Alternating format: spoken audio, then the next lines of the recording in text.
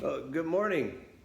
In case you want to like send me messages that says, Damien, please wear more headbands in your regular day. I want to make fun of you in person. Rest assured, I will not. This is just a workout thing. It keeps my earphones in my ears when I'm jumping around doing exercise, and it keeps the sweat out of my eyes and it makes me look cool. So anyway, what? Huh? What? Nothing. Moving on. So in any case, just got done with the exercise. Not just got done, because when I've just gotten done, I like this. Yeah. So I mean, I took 5. I got pretty again. For you guys. And so anyway, this morning the workout was, I wrote it down on the floor because I wanted to make sure I got it right. It was 24 step ups, then 8 burpees, and then 12 TRX rows.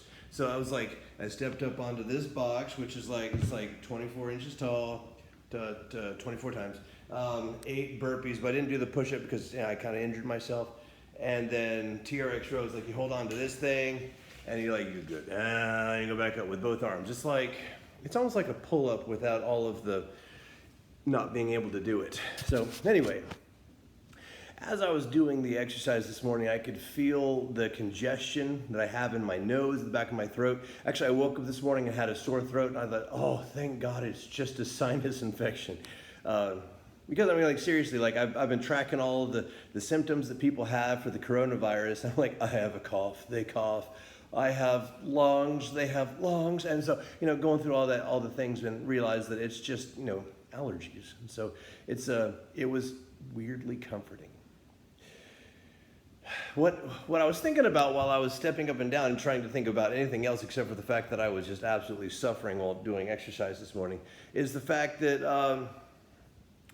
sometimes you need those symptoms to pop up. Sometimes you need to feel like maybe you might have something so you can do an honest check. I mean, that's one of the greatest things that this situation is doing for our world right now. We're investigating our lives. Do I really mean to do this? I mean, I put up a fairly political post this morning on my own personal Facebook page, and I was like, you know what?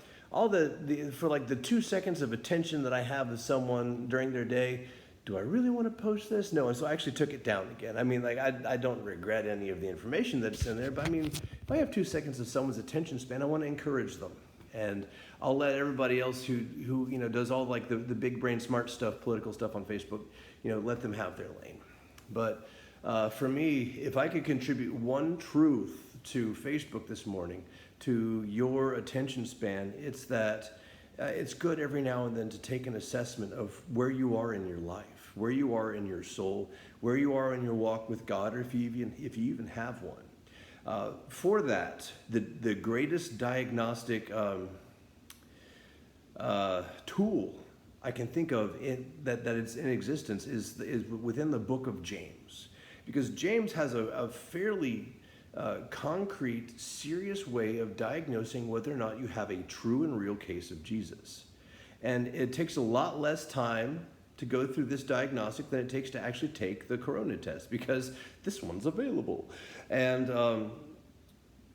all you have to do is read through the first 2 chapters. I'm not going to read all that out loud this morning. I trust that you have the ability to go find James, and if you've watched this far, maybe you can hazard another 3 minutes to go read the first 2 chapters of James.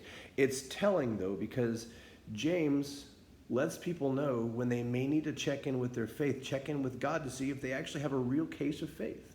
Because sometimes we have fooled ourselves into thinking that we have a real case of faith.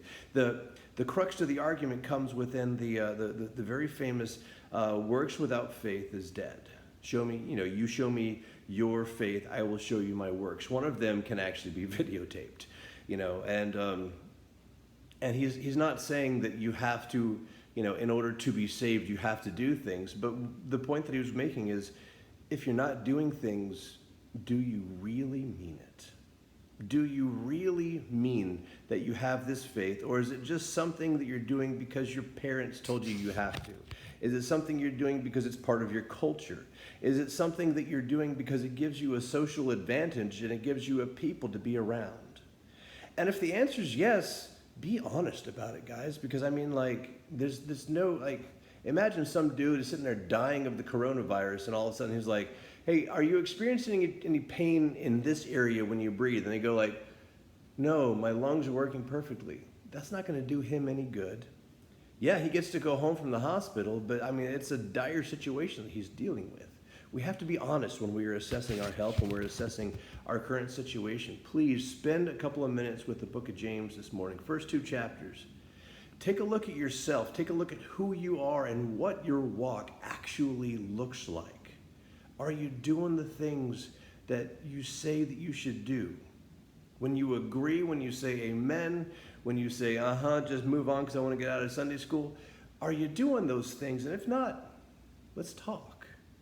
Because if you're not doing those things, you may need to take another look at the beginning steps. And trust me, there's no such thing as too late for you. There's no such thing as too far gone or too many steps in the wrong direction. So spend that minute in prayer this morning, 2 minutes, book of James. Take a look at yourself and ask someone else to hold up that mirror if you need some help. I'm here if you need. Thanks. Bye.